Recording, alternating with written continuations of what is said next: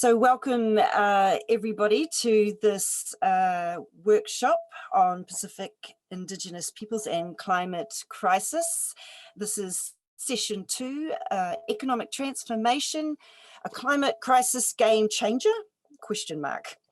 For those who are just joining first time, my name is Murupaenga-Ikenn. I am a Senior Indigenous and Minorities Fellow with the United Nations Office of the High Commissioner for Human Rights, Regional Office for the Pacific. So welcome, and we would like to just remind everybody that our session this morning is being recorded. So please feel free to engage in the online chat room.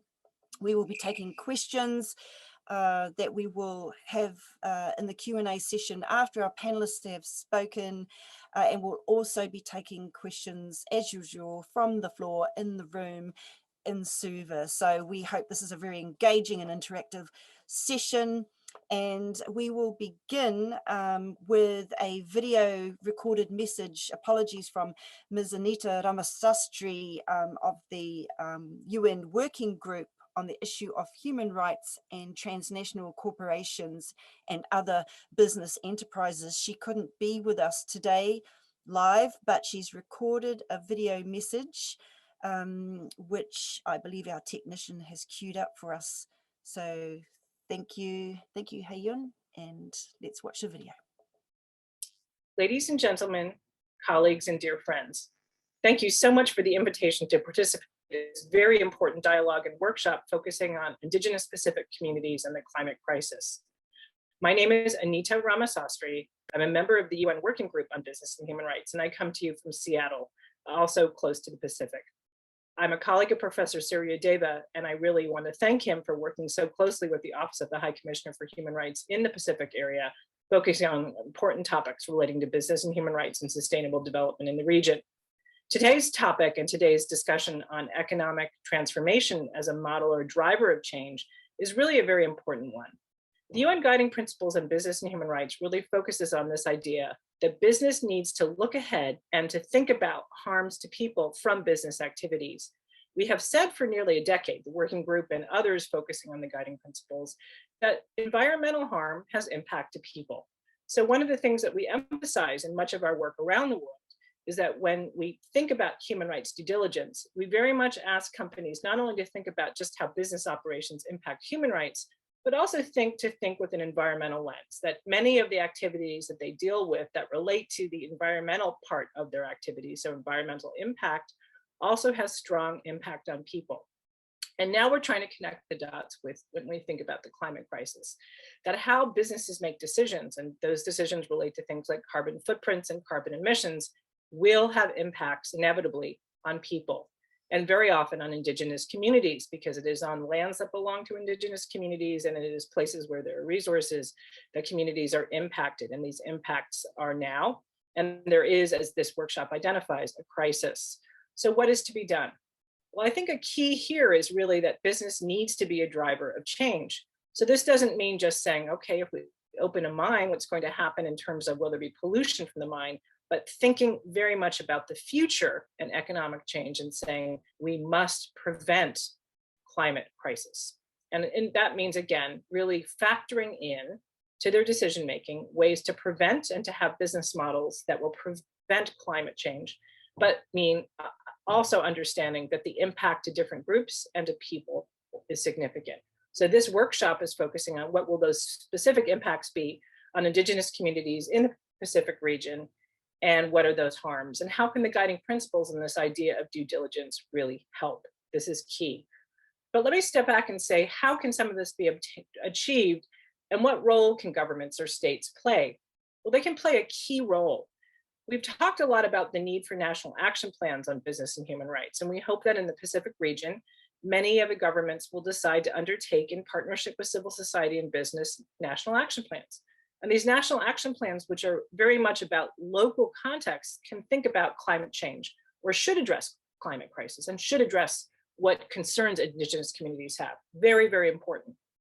Equally, many of the countries in the region already have sustainable development plans or national development plans. And these national development plans are about how countries are going to achieve the SDGs by 2030. And very often there's a lens or a focus because of the SDGs on the climate crisis. Well, part of those national sustainable development plans should also incorporate a business and human rights lens. What commitments should the government be asking, not only of itself and of the public, but of the private sector? So what we're talking about here is not just partnership to achieve the goals, but partnership and really encouraging business to change its business models, economic transformation, that's what we're talking about. So SDG plans are another vehicle in addition to national action plans. But let me step back and say, so that's sort of three key messages. One is that business and human rights very much wants everyone to address the climate crisis as something that the guiding principles want and companies need to address. Second point is that through national action plans and sustainable development plans, this can be done with a real focus on how business needs to be a driver of change and prevention of harm, climate harm.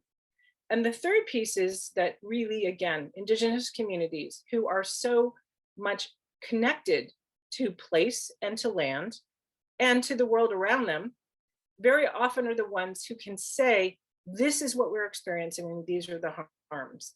And that meaningful engagement with communities is critical to economic transformation.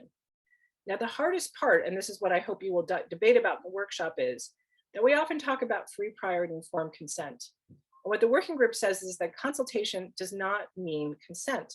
Consent truly is about engaging and consulting with communities and with people and rights holders, but it also means truly obtaining their consent. And what we sometimes hear from communities is that when they say no, that no is never taken seriously. And the no is often because there's a deep understanding of the harms that are being faced and that will be faced by virtue of economic development and business activity. So one of the things we have to think about as we readjust our paradigm is we need alternative business models, but we also need to understand that there may be limits to economic development as we think about the climate crisis. So again, I want to thank you. I hope that in the future I'll be able to join you in person. But again, this is a very, very important dialogue. So I wish you all success in having these difficult but meaningful conversations. What a great introduction, and we thank Anita Ramasastry for making the time to put that video together for us just to set the scene, which leads perfectly, especially with her last comment, which was actually quite profound, that there are limits to economic development. So that being said, I'd like to introduce our first live speaker, Ms. Titi Soentoro, Climate Justice Program Organising Committee member of the Asia Pacific Forum on Women, Law and Development. So Titi, I will hand over to you, and just to acknowledge it's very early in the morning where you are, and thank you for joining us. Kia ora. Thank you, Catherine, for the introduction. Good morning, everyone. Selamat pagi from Indonesia. The organization APWLD is based in Thailand, in Chiang Mai. But as a member organization, I'm based in one of a village in Indonesia. I would like to thank Catherine and the organizer to invite me for these important meetings. Yes, it is very important for us to know what kind of economic scheme right now is imposed to us.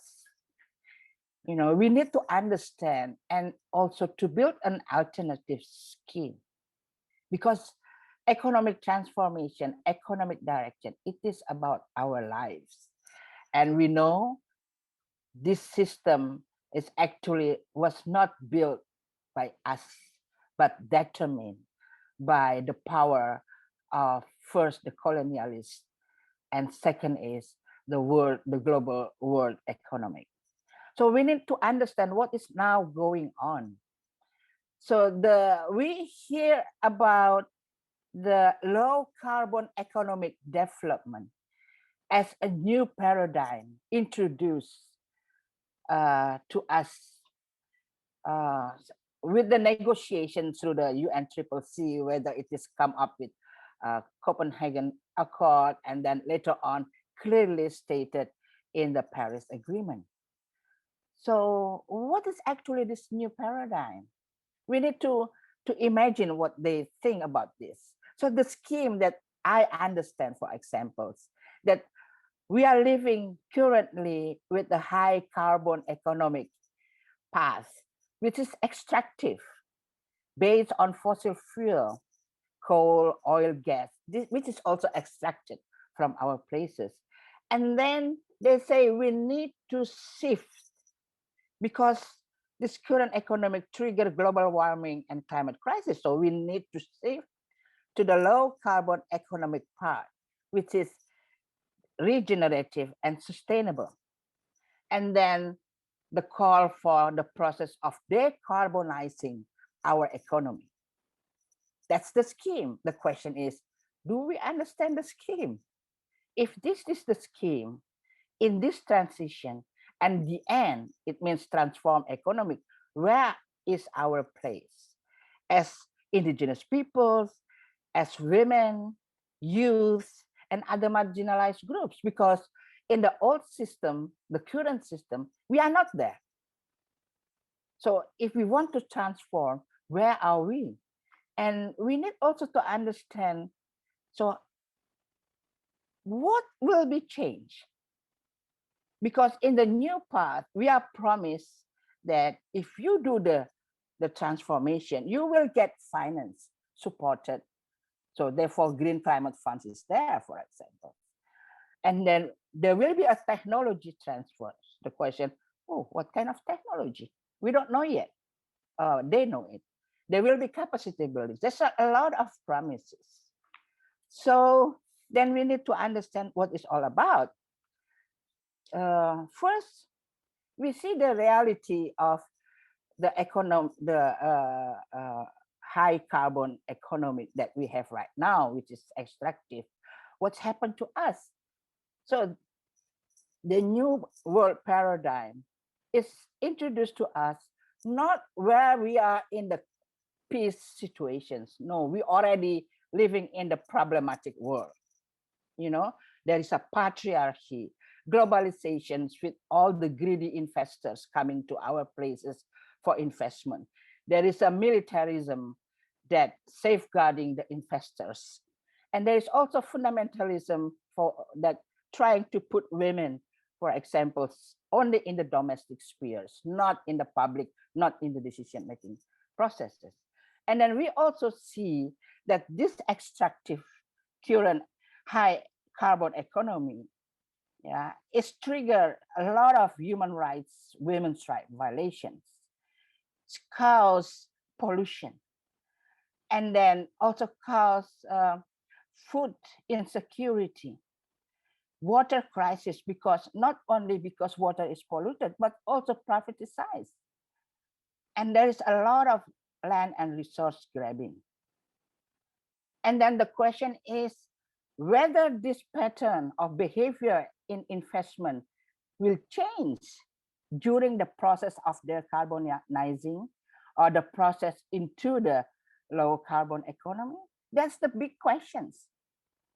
If those business as usual behavior doesn't change, then that will be the same situations we are facing, because the low carbon economic path is actually in the mind of the investor. It is about projects, mega projects, with the stamp or the mark of low carbon, less carbon in investment. What is less carbon looks like? So for our case, the big projects that coming to us promoted highly is about geothermal. Maybe you know Indonesia is also composed of islands. We have like 420 volcanoes, and they say volcanoes are good sources for energy. So they will tap the volcano taking the heat and make it as a generator. So the question is, they say in other places it's a good experiences. Yes, maybe, but not in ours, because 80% of Indonesian reserve of geothermal is in the forest protected area. So they will clean cut the forest only to tap that things. And it really needs a lot of water. So it dried the lakes, you know. It's also cause pollution, and then destroy the agricultural farms of the community in that. So it means they only measure the less carbon, but the whole impact of environment, they don't care, because the target is only less carbon, low carbon. So the question, and then the other projects, which is mega projects, I think they are also coming to your place, like the what you call it, the wind farm, massively. Micro hydro, yes, but small but many. That's also the same impact. And also biofuel, you know. So those kind of investment, they say, this is the new less carbon, low carbon that we need to invest. They will invest, but not us. So in this situation, if there is no change in the behavior, then we will face the same. You know, we will face again land grabbing. We will face again loss of livelihood. Our water, our land, our forests will be just disappeared. So then the question is, we need to determine what is actually a transformation. We also realize we have climate crisis. You know, the current economic system is not good for the climate. We agree that we need to change, but the change is determined by us too, not all. So the question is, what we need to sit together. We need to make our own scheme, you know. We need an economic transformation and economy which is, you know, include the indigenous people, include the women, the youth, and other marginalized groups. And then we need to break through the dominant patriarchy model of economic, the globalization, which is oriented to investment and consumerism. Militarism should not intervene to the economic activities, because they have other job actually. So many things actually we need to think, and how we build together economic that also orient to the fulfillment of human rights, women's rights, you know, gender just, sustainable, and so on and so on. There's a lot of nitty-gritty that we need to sit together and discuss what will be the futures that actually for us and for our children and their children. In the past, in the current economic, we didn't have the time or space to determine. But right now, all of us in the crisis, and we need to sit, not just let them determine our lives, but our lives should be determined of us to shape the new economic, which is just to us. I think, Catherine, that's the trigger that I want to convey, and I'm happy if we can have a further discussion on this. Perfect. That was great. Thank you, Titi. And you know, this issue about free, prior, and informed consent comes up again and again and again, yeah, in our conversations in this workshop. That economic decisions are being made to help reduce carbon footprints of our countries in the Pacific region. But the issue is, are our Indigenous peoples and Indigenous communities being part of that decision about, yes, where governments and where corporations are investing their money? Are they in truly sustainable activities to regenerate our environment, protect against climate crisis threats, or do we as Indigenous peoples have another view about that, and we should be controlling that space? Yes. So thank you very much. It's a really big question. So now we will move to our next speaker, Dr. Jale Samuwai, Economic Justice Pillar Lead at Oxfam. And Jale will be talking about these 5 steps towards a better world. It's a scheme that's outlined in Oxfam's recent report on which is titled the Inequality Virus. So Jale, great to have you, and thank you very much. You have the floor. Well, everybody. Thank you, Catherine, and thank you so much, Titi, for setting the platform. I think your intervention really provides a good segue for my intervention, and a good, or rather, big hello to the participants down at the GPH, as well as those who are online. My intervention today will be centered around the Inequality Report that Oxfam in the Pacific, Oxfam in general has just released in terms of its response to both the dual crisis that we are facing, COVID and climate change. So my intervention will also weave in the impacts of COVID as we try and align it to the bigger thematic theme that we've been asked to speak on today, then on the issue of Indigenous rights and climate change. The report is publicly available, and I'll be showing slides just to guide the conversation today. So just in a nutshell, the Inequality Report talks about the need, as to what Titi was alluding to, the need to look at the bigger picture when we look at climate change, and the fact that the climate change crisis is not happening in a vacuum. It is a problem of the system, and she has clearly outlined that if you really need to transform our system, then system thinking is what is required. As to what system thinking is about, I will be talking about it later in my conversation. But if you take a step back and look at what COVID has shown or has indicated, and also alludes to most of what Titi is mentioning, COVID, if you look at it, it's a global issue, just like climate change. And it has really ripped apart some of the myths that we have been hearing when it comes to the solution of climate change. We tend to hear that we are all in the same canoe when it comes to this problem.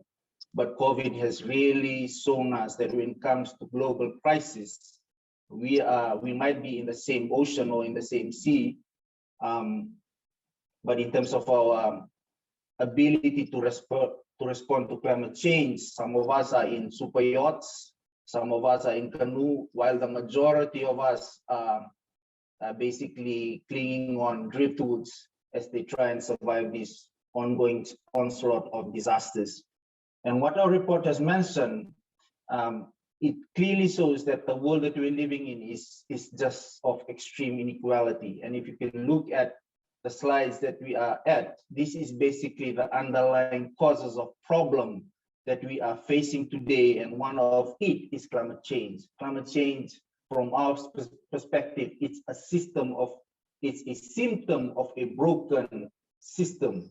It's a symptom of inequality, because if you look at climate change, it's in itself is a problem of inequality in terms of its impacts, as well as the ability of people to respond effectively to this particular change. So the report basically pinpoints and alludes to what Titi has mentioned, the need for us to relook at our development system, the need for us to really relook at our economic model, the theory, the theory that drives the direction of our development. And if you look at this economic model, it's very much based on competition, it's very much based on extractive, and it doesn't care about environment or people for that matter. And if you look what's happening around the world, people around the world are actually calling for a new alternative way of development, of doing things. And that is where I would like to center my talk today in terms of how do we shift towards a fairer, a equitable, and more just world. And the report basically talks about 5 strategies or 5 recommendations that the globe can think of, or countries can think of, in terms of trying to really realign or shock the system towards one that is fair and equitable for all. There's a saying here in Oxfam that, critiquing things is just not the ideal way of working together. And we have also been driven or been reminded that when we critique things, we need to come up with solutions, and they need to be propositional. And as an NGO that works in the Pacific, we work on Pacific-centered solutions to address these kind of problems. And I was alluding to earlier on the needs for system thinking when we talk about the issue of climate change. Our proposition when it comes to addressing climate change is, like I mentioned, you need to look at it as part of a bigger picture. And for us to effectively address it, we really need to understand the underlying currents as to why it's happening in the first place. So the questioning moves from how do we solve this problem to why is this problem happening in the first place. Only then, by having a very clear understanding of what the drivers of the problems are, in this case that we have identified inequality, can you really then address the symptoms of climate change. When I'm talking system here, colleagues, I'm basically referring to 3 things. I'm referring to institutions, that institutionalize the kind of behavior that we see. The other one is policies, the instrument that creates the environment, in this case, inequality. And then the attitudes and behavior, as Titi has mentioned too, that socialize and normalize this kind of sustained impacts that also perpetuate inequality. And when you adopt system thinking to problem or to solution solving, it requires you to really rip up the rule book and invest in radical policies. The business as usual approach to development is no longer sustained. So what really is needed is serious investment in democratic processes, which ensure that the rights of all people, including those living in poverty, women, indigenous people, are met.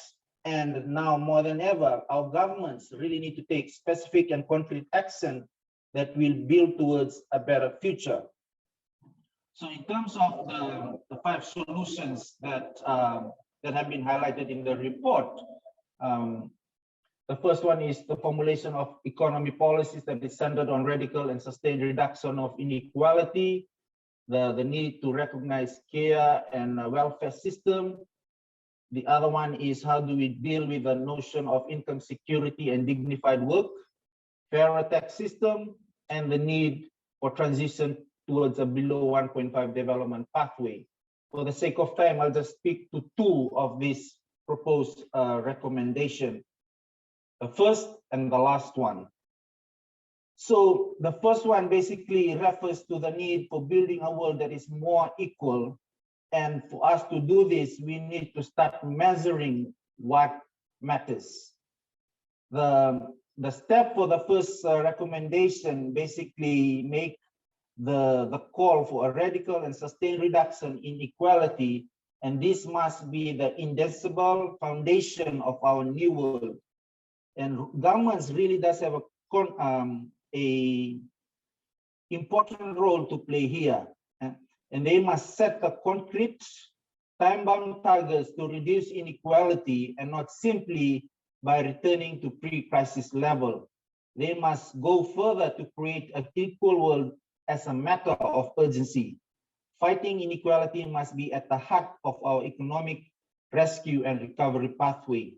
And this must include gender and racial equality. For people living in poverty, including the indigenous people, this would mean that our government needs to really prioritize our needs through concrete action to address current level of exclusion from healthcare, social protection, education, and more.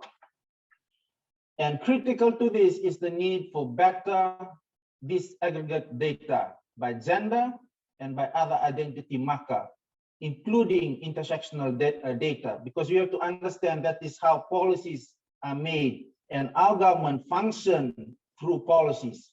Without this kind of clear data sets, then our decision making will always be gender blind, color blind, and it will keep on failing to level the playing field for all. The other call that we made when it comes to this particular measure is the need for government to move beyond just measuring GDP as a way of economic growth. And we found that GDP as a metric really fails to provide guidance to address inequality as well as climate crisis. And to some extent, GDP really contributes to this crisis that we are facing. And one of the biggest failure of GDP when it comes to it being used as the go-to indicator for development or policy development is that it really fails to take into account the millions of hours of unpaid care work done especially by women. As a famous economist, Joseph Stiglitz, points out, if we continue to measure the wrong thing, then we'll continue doing the wrong thing. Therefore, government must move beyond just GDP and start to value what really matters in society. And for them to do this, radical listening is very, very critical. And you might ask, what are some frameworks that are out there that allows us to do this, allows us to incorporate other things that are valued by community to be part of our development discussion. We don't have to look far. New Zealand has a well-being budget that allows them to take into account well-being of their citizens. And Vanuatu, our neighbor, has conducted a well-being survey. And it is the first Pacific Island country that has policies around traditional medicine, healing practices, traditional knowledge, access to traditional wealth items, access to customary land, and even the use of indigenous language being included in its national sustainable development. So there's no shortage of alternative framework of well-being out there that we can use to complement the current way that we measure development. Because at the end of the day, this is what we're basically talking about, an alternative way of development. Because the current way that we've been doing development hasn't been working, and it has led us to this problem of climate change. The second one that I want to talk to is the last one, the urgent need to transition to a below 1.5 global development pathway. And I mean, the evidence are quite clear in terms of reports done by UNEP that probably the 1.5 degrees is out of reach, and that we are on path toward the 3 warming pathway. And this is very concerning for seeds, because they've really called, this was the red line during the Paris Agreement negotiation. While no one is immune to this, it is us, Pacific Island countries, who are most at risk to the impacts as well as displacement. And out of all these, women, indigenous women who are in charge of food and water will suffer the most. So for our government, in terms of designing our recovery pathway from COVID, this is could be the absolute last chance for us to really shift our development pathway towards a low carbon emission. Because if we don't, then we are at risk of really locking our global pathway towards a climate breakdown. So investment in renewable energy is really, really critical. The other issue that I want to point to, I know Catherine is signaled to me through because of time, the urgent need for governments, especially high emitters, to end subsidies on fossil fuel, and the need to redivert this money towards other livelihood initiatives such as social protection, education, and health, etc. The need to design progressive carbon taxation and the redistribution of this wealth. And the last call that I want to make here is what that has been done by as early as in 2010 by civil societies, and now they are being echoed by the Climate Vulnerability Forum as well as PIBS, is for the Human Rights Council to establish a mandate for a UN Special Rapporteur on climate change and human rights, and for this to be instituted in 2021. We have recognized, and the Pacific has clearly highlighted this over and over again, that climate change is an existential threat to its people as well as the environment. Its harmful effects undermine our full employment and realization of our human rights. Therefore, we need a dedicated mechanism at the Human Rights Council to address this particular problem in a holistic manner. Thank you, Catherine. I'll leave it at that.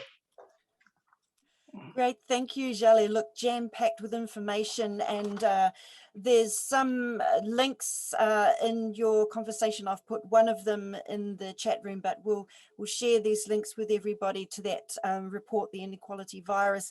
But also, you know, the UN is talking about build back better. There's this phrase that you may have heard, everyone, we need to build back better from COVID. The truth is, COVID didn't crash the economy. The economy was already in a cycle of decline, and COVID just came on the top of it and sped that up. And we have to realize that our economies are actually in cycles of recession and depression. And if we don't disrupt that, I mean, the truth is, no living environment, no economy, no habitable environment, forget about the jobs in the conventional sense. So we need to invest. Here we come again to this idea of investing in economies, local ones that are strong and resilient, and Indigenous peoples must be a part of that conversation. There are actually UN guidelines on business and human rights. Again, we'll include a link to that in the chat. The gross domestic product, you correctly raised, is not a fit for purpose measure of progress in our countries. Well-being indicators are, and we know what those well-beings are because we have all of these Indigenous human rights that are basically listing all the well-being areas. So why isn't that a measure for economic progress? We should have a say in that as Indigenous people. So thank you very much. And now we'll get to our final speaker, who has joined us, Miss Eveleen Hayden, CEO of Cook Islands Chamber of Commerce. And Eveleen, you're also a businesswoman in your own right. In the tourism sector, I understand, and this is a major area for our Indigenous peoples in the Pacific. Tourism's been hit very hard. So I'll pass to you for some reflections and insights on this push to transform economics to help mitigate climate crisis for our Indigenous peoples. Thank you. Kia ora, Catherine, and thank you for the opportunity to speak today. It's been fascinating listening to some of the speeches over the last couple of days. I feel a little bit, underqualified to speak about climate change because I'm really, as you say, just coming at it from a business perspective, not only representing the private sector in the Cook Islands, but through the Chamber, but also as a business person myself. But I thought I'd just start by giving you a little bit of a background of the Cook Islands, where we were before COVID and kind of where we're moving to now, which is in a much better place, I think. First of all, we don't have any extractive industries here. We have very little by way of manufacturing. We earn a bit of money by fishing licenses, but our income for the Cook Islands is almost entirely on tourism. And once the borders closed, the income dropped for the country as much as 90% overall, at least initially. The country's also had 10 years of really, really strong growth, and 2020 was actually forecast to be even higher than 2019. And then of course COVID hit. So Borders were closed. Many small micro business owners, who of course are all Indigenous people, such as market vendors and fishermen, and those involved in agriculture and growing, they didn't realise actually that their business was also dependent on tourist income. They sold either directly to tourists or they sold to people who made their money from tourists. And once that income flow stopped, they just stopped spending. People began planting, and this further impacted on the growers as local demand reduced even further and prices just kind of tumbled. So most micro enterprises had little in the way of financial resilience to weather the economic storm due to COVID. But the country itself was in quite a fortunate position, particularly compared to other small island states, in that it had put aside a reserve fund from its income in the last few years. And this was to be used for emergencies, but of course emergencies in our world are normally climate related, including cyclones. So COVID sort of came out from left field. And this reserve, along with some of the grants and additional borrowings, has seen a significant sum invested in wage subsidies, business grants, sole trader grants, and some social protection measures that were put in place, such as the unemployment benefit. These weren't done before COVID. But even so, some of the sole traders were just slipping through the cracks, as they don't, being in the informal sector, you know, they didn't keep business records, there's no evidence of the trading, and they certainly didn't engage with tax superannuation either. So we were helping on quite a number of those people try and step through that process, and we're still assisting them now, both with accessing the grants, but also with education, because in dealing with people who the Chamber probably wouldn't normally deal with, we just realised there was a massive gap in the understanding of what compliance looked like, or even to how to achieve compliance. So, that training is very much on the go right now. There were many who had a lot to say about the risk of relying on one industry for the economy, and many cried out that the country should have diversified. And tourism was also getting blamed for environmental harm by some, as land previously used for growing had been transitioned into tourist accommodation and other tourist activities. And water and sanitation infrastructure were also under pressure. But really, diversification should perhaps have been thought about, you know, 5 years ago when times were really good. It is really a bit like trying to write a business plan when you're going through a disaster. To do this kind of planning, both as as businesses and as a country, you really need to have a clear head and therefore make good rational decisions. But it's not an easy thing to do, diversifying, when heavy investment and debt really has all been made around tourism and tourism infrastructure. You just can't pivot your business when it's in tourism accommodation, for example. But despite that, there is some economic transformation taking place here. The Chamber produced a white paper for government called the Long-Term Visitor Project, and this was aimed at attracting higher net worth visitors, retirees and remote workers to the Cook Islands for extended periods for up to 12 months. The installation of our cable, which was commissioned last year, really now provides an opportunity for these initiatives. So that initiative really is around using the already investment in infrastructure, but just calming the numbers down a bit. So, you know, earning the same sort of money, but not having as many people leaving a heavy footprint. So we're working with the government to implement this now. As part of the government's financial assistance to the private sector, they also set up two funds, the Smart Economy Initiative and the Smart Agritech Scheme. The Smart Initiative objectives were to improve industry productivity, and this was all about local people being able to access funds to diversify their businesses. So producing more output for the same or fewer inputs, with the hope that this would help transform the economy and becoming more complex and diverse. These grants help some people transition their businesses to have an online presence with payment gateways. One grantee set up an online mega mall which handles products and customs, currencies and delivery all in the one transaction. Another set up an Internet of Things service to better connect people and devices. The range of ideas was really, really good to see, and they'll benefit many over a long period of time. The Agritech scheme was again about improving industry productivity, but this was focused entirely on agriculture. So the agriculture industry here faces a number of challenges, particularly land and labour shortages.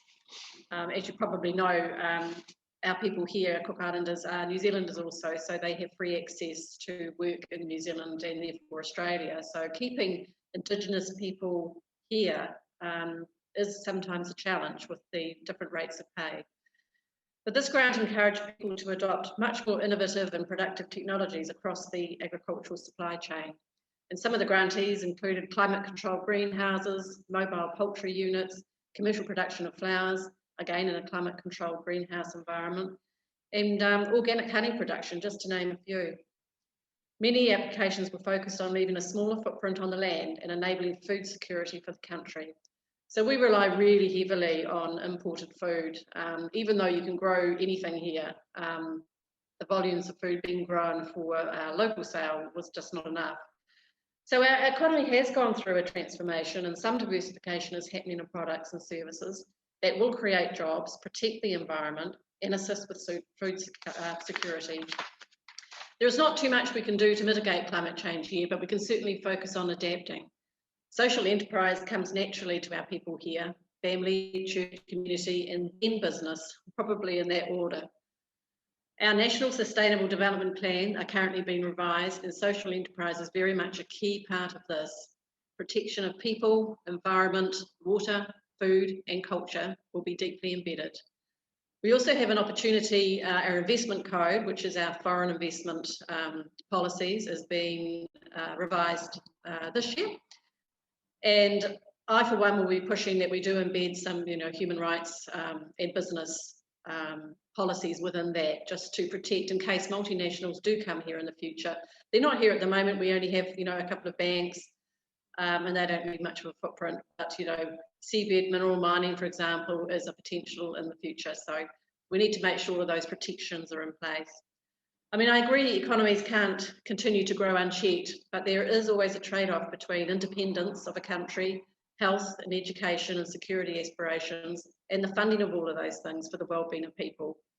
I guess COVID-19 has forced the world to pause and for countries to reset. And let's hope we all take the opportunity to look at human and business rights with a fresh lens. Kia ora and kia manuia. Kia ora, Eve. Thank you very much for that insight from a Cook Islands perspective, and I'm hoping that many of our listeners would have picked up on some of the similarities. The point you made about how the Cooks are actually giving grants which are targeted to building food resilience, if I caught you correctly, if that's something that money, again, that's where investment is really key in economics. Where are we funneling our money to? If we're going to subsidize some economic activity like a small micro business in our Indigenous communities or something like that, to know that it's actually contributing to water security, food security, health security, soil security, all those sorts of things. We can mesh economics and building resilience together. That's what we ought to be doing, and Indigenous peoples have a good grip on where we should be putting those investments. So now we've reached the end of the speakers section. If we could pass to the floor, the room in Suva, for any questions for our panelists or comments. All right, there's a question from Catherine Levy for Ms. Titi Soentoro. What part does women's access to contraception play in sustainable economic development? Thank you. So thank you for the questions about the women's access to contraception is to sustainable development.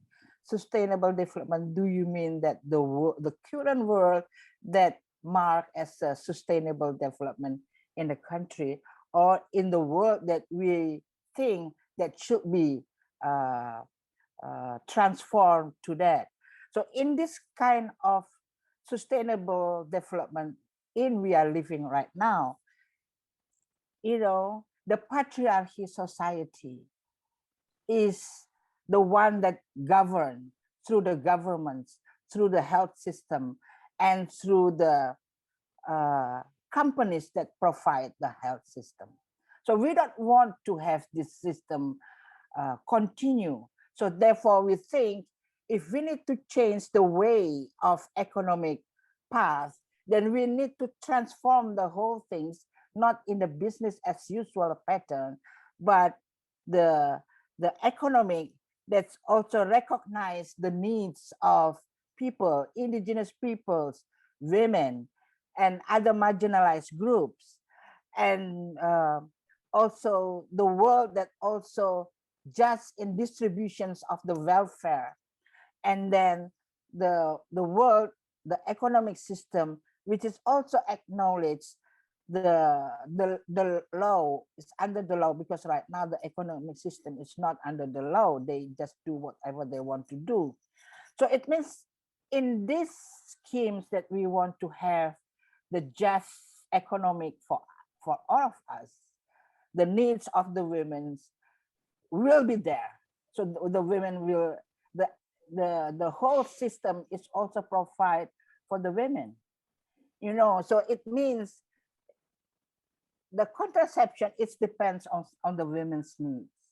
So the women should be part of the decision makers that also can accommodate what their needs for the health. So it means that the subsidy for the health system is there, including for the reproductive health and rights of the women. Thank you, Titi. Yes, we'll take some more questions with the help of our colleagues in the room, and they're also monitoring online. Do we have another question there, Rob? Yeah, there's a couple of points on the floor, and I have one as well, Sophie, as well. Please. Thank you very much to all the panelists for your contributions. I'm just going to make two comments quickly. First, to Titi, one thing that really caught out of me was the mention of military, the engagement, and of course, that the military should do their own thing. But I think for all of us in the room, it would resonate in terms of not only indigenous rights, but overall basic human rights, that in Fiji alone, the military has had a powerful impact in terms of the engagement and the involvement in here. And everybody in the room knows that.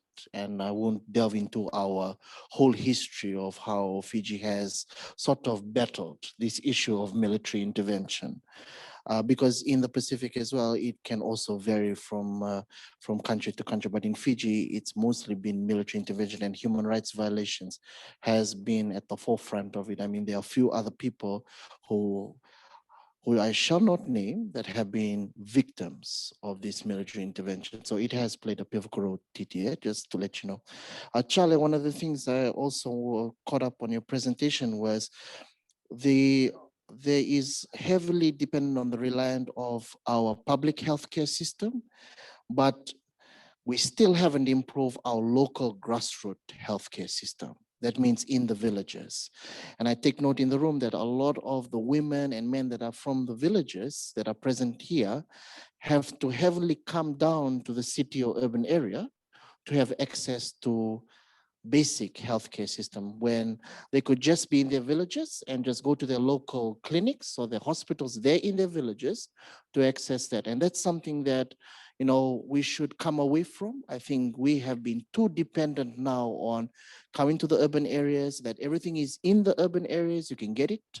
But I think the decentralization of all facilities and resources should be there. And another thing also, before I hand it over to another colleague that will give her comments, is the incorporation of our traditional and holistic approaches in our methods of medicine. And I think here in Fiji, it's no secret that some of the practices of medicine goes right back to our forefathers, using herbal medicines as remedies, but also an holistic approach as well, because in Fiji and in the Pacific, religion is one of the main driving factors that brings people together and helps resolve a few issues that we face in the community. Naka.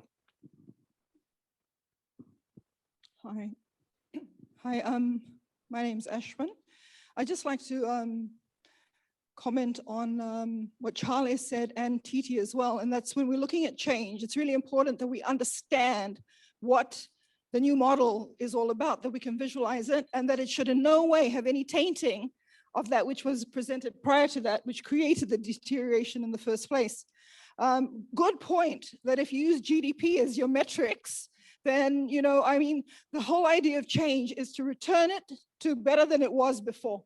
Restoration, restorative justice, and that includes recompense and restitution, which means that you have to identify what the flaws were, and beyond the symptoms, what the cause is. Removing the cause will bring a solution.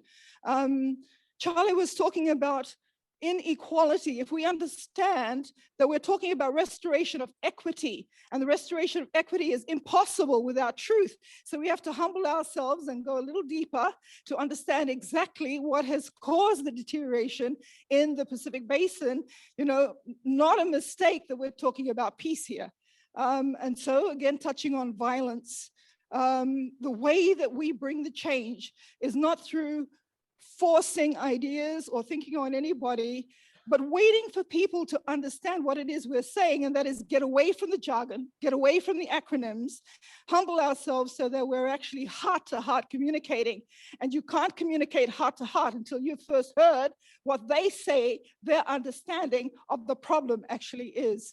I think Charlie made a wonderful point that we're missing, and that is he mentioned a phrase which we can all catch, and that is cradle to grave. When we understand we're talking full circle, we're talking complete solutions, when, you know, come away from holistic to understanding it's multi-layered and multifaceted, then we're going to start to listen to each other. Because if you think you've got the solution and you're a storehouse, then you've got to focus on how you're going to open up, and the transfer is going to be without waste. Thank you. Are there any more comments from the floor? Oh, yes. Here you go.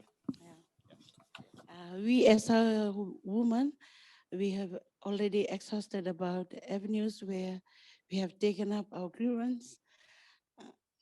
No other seems to be listened to.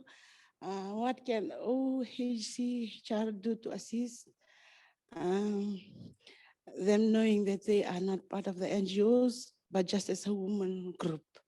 That's all. Kia ora, Rob. How should we, that was a specific question about our office.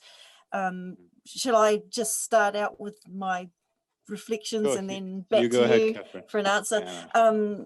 That was a really good question, and our institutions like the Office for the Pacific are theoretically, we're here for the people. So it's a very on point question. We should, if we had more capacity, it would be great to have us be more available to the ordinary people to receive these sorts of issues and to help navigate through all the different layers in society that can help to build better policy, not just better policy, but policy that is consistent with the human rights standards that all of the countries in the Pacific have signed up to. Not all of the standards, not all of the treaties, but some of the treaties, some of the countries have signed up to different ones. So we can help hold our states accountable to the standards in those treaties. We can provide information about business and industry standards as well, human rights standards.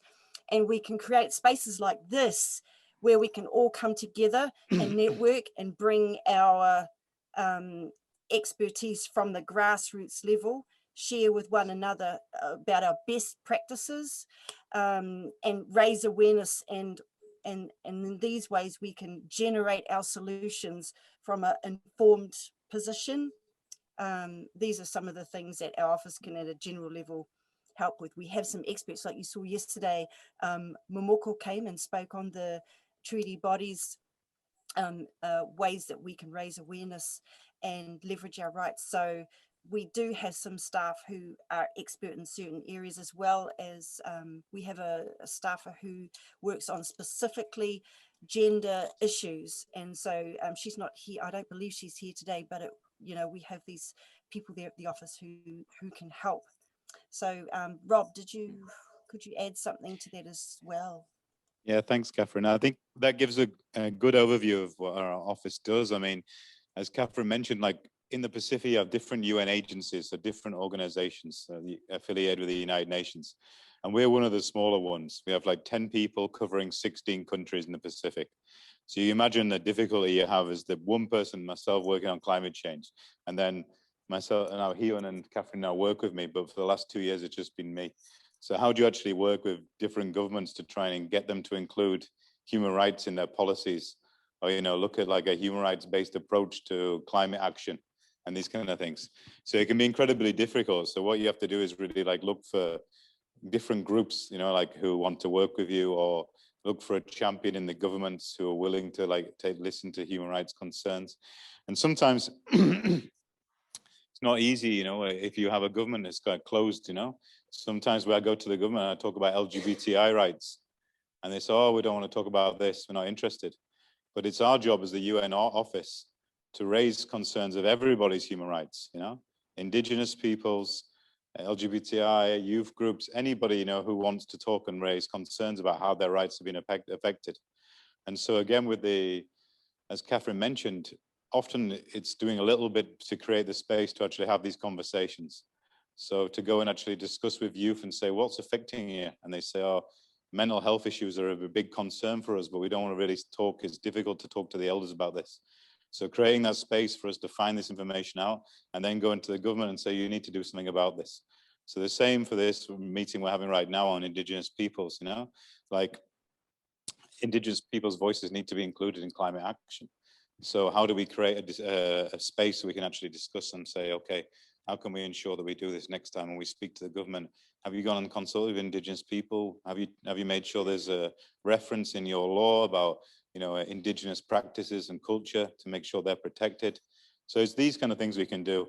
Admittedly, there's not as much we can do if we don't have 300 staff, but we try what we can do, what we know as we can the best. I think we can. Maybe that leads me on to a question I can maybe pose that was actually came yesterday, which is a really good question to some of the panelists, which was, you know, how can Indigenous peoples be included in the policy making? And I thought this is quite an interesting question from the different panelists' point of views. So how could it be, how can the tourist sector and the Chamber of Commerce take into relation Indigenous views? How can, you know, Indigenous groups trying to protect their rights, make sure they get, you know, their voice concerned in the policies? So Catherine, maybe you'd like to pass that back to the panelists. Kia ora. Sorry, I see Eve and Titi both have their mics off. So perhaps if I could bat to Eve firstly, and then we can come back to you, Titi, for a response. Thank you. Yeah, I guess from our point of view, it's through this journey of COVID, we have had many meetings to talk about how we can help some of the Indigenous people, the growers and the fishermen. And what we've done is we've gone out to the communities, into the villages, and held those meetings there, and certainly had our Cook Islands Maori speaker do the translations as well. And the way we kind of like to do it is we like just to sit down and have a chat rather than deliver a speech or tell them what they need to hear. They need to hear that, you know, they need to have their voices heard, and we make sure we take as much time as we need to do that. We're about to embark on a project to help some migrant workers as well, and we are including people from the villages in those discussions, alongside another project where we're going to have a sort of like a subcommittee of our National Labour Advisory Board, and we'll be bringing in some of those micro enterprise people just for that subcommittee to talk about how we can help them further and assist them going forward. So we very much do that consultation and would always do that. Kia ora, Titi, I'll give the floor to you. Thank you. So yeah, thank you for the questions and comments. It's really important questions and comments. So I don't know where to start, but I think, you know, if we want a system change, then we need to build power, because otherwise the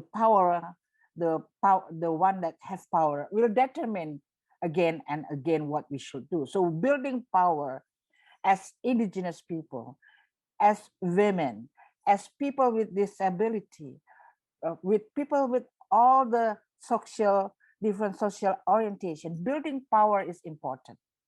So one of our work with APWLD is building power of women, for example, as a method is feminist participatory action research, where there is documentations of women's situations and empower them, and then train, exercise together how we can, you know, influence the policy making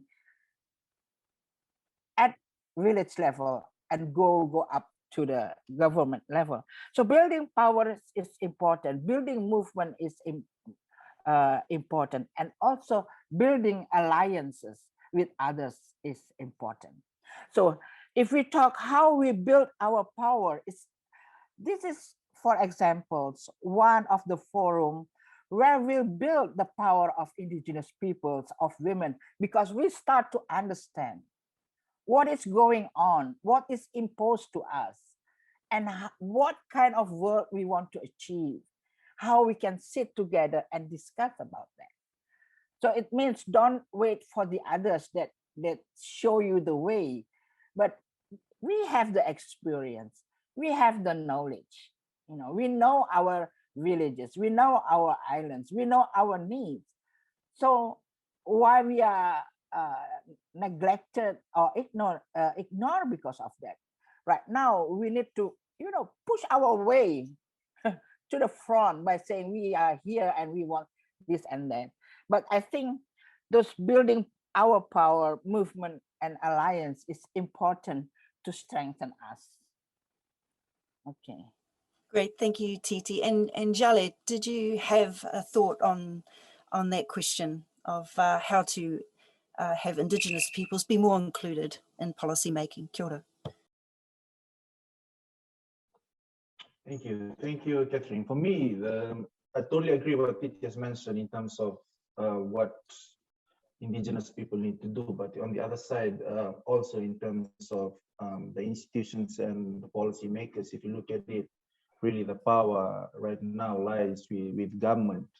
And that is also where the change needs to happen in terms of government having that political will, being able to do radical listening, because at the moment, some of our governments, they're just not listening to what their people, what the mass is saying.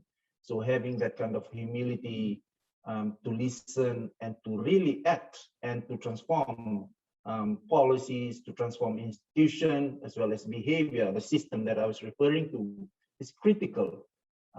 From government side, in terms of them recognizing that when they recognize that they're there for the people, not for themselves, and that's where you really see change will happen. And also, I mean, if you look at the bigger picture in terms of why government tend to behave like that, also you can also look at the external factors that influence such behavior in terms of behavior of donors, behavior of powerful private foreign investors that also have the interest to try and consolidate power. So when those kind of thinking and I would say will to change and recognize that we are all in this together, it's just not them, but it's a difficult behavioral change that needs to happen.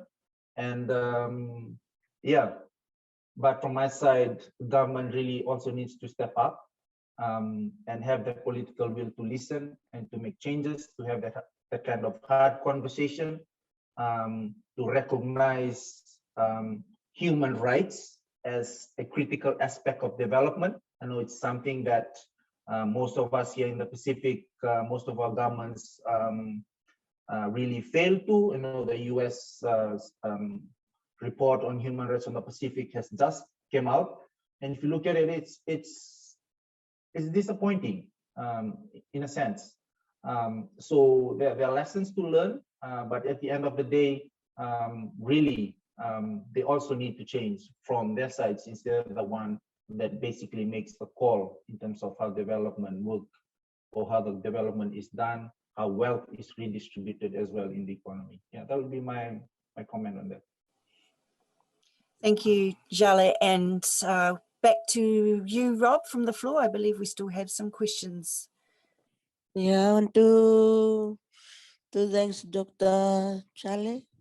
I want to can OHR, CHR play an intervention role to assist us, bringing us to ministries as a means of livelihood is being destroyed. We all take our matters to the fisheries, to the all ministers, but we all fail.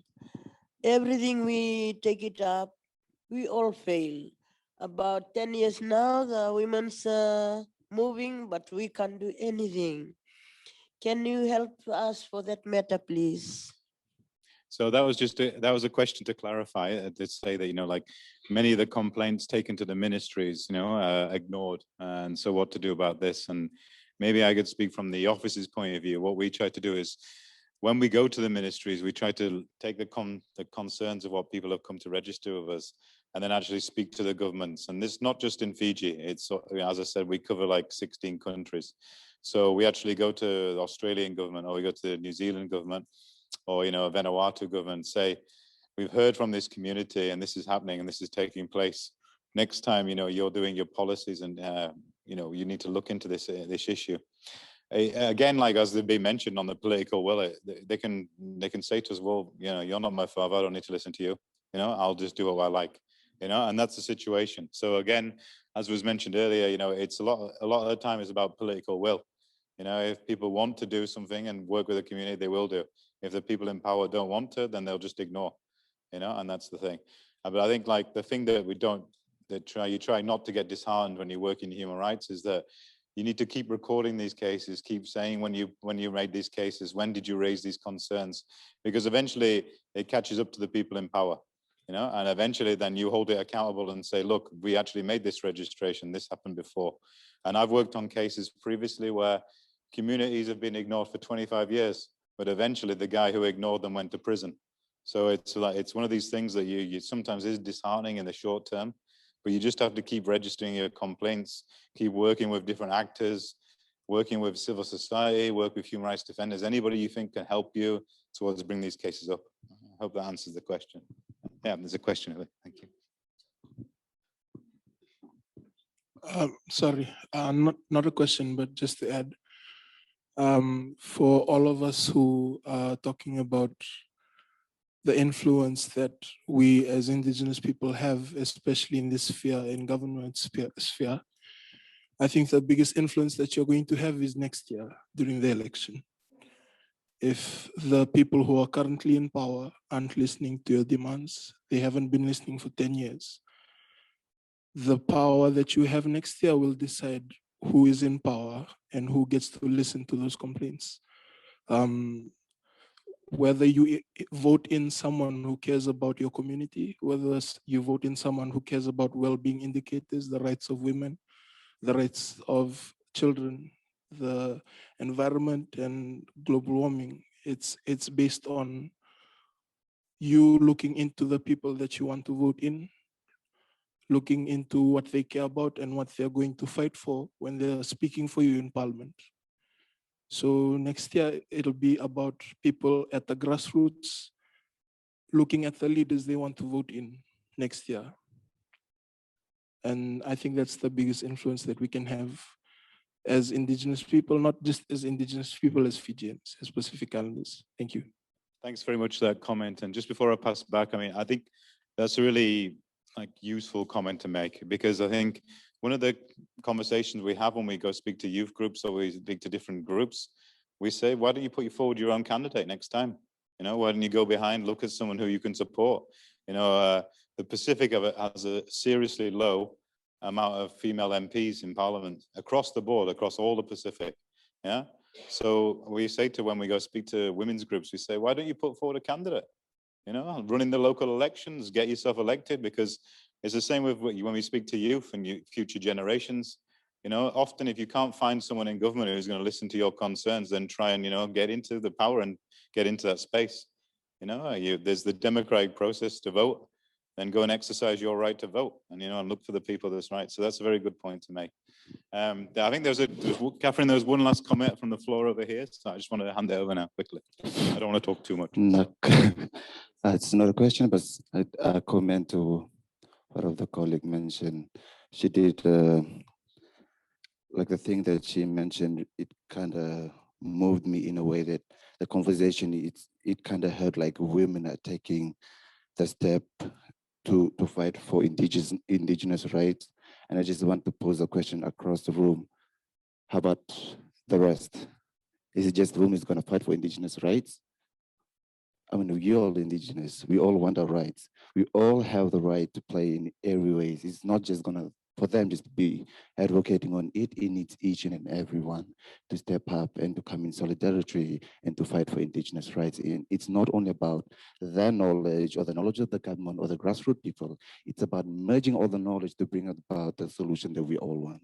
Thank you. Kia ora. I think I'd just like to really thank everyone for their comments. I see we still have some questions and comments in the chat. Unfortunately, we can't get to them all in this short space of time, but we are, as I mentioned in earlier sessions, we're recording all of the chat, and we're looking to use that to inform our office as to what activities we can create as follow-up to this workshop. So some of the priority issues that are coming through, the themes, where we'll be analysing those, picking that up. This is about data analysis, right? We've heard a few times we need better data and information to guide us as our compass to where we need to invest our time, our energy and our resources. So thank you to everyone's contributions in the chat box. We'll be scooping those up and making good use of those. So we will be wrapping up now. So thank you to Eve, to Jale and Titi for your contributions, and of course Anita, who came in with her recorded statement. We thank her as well.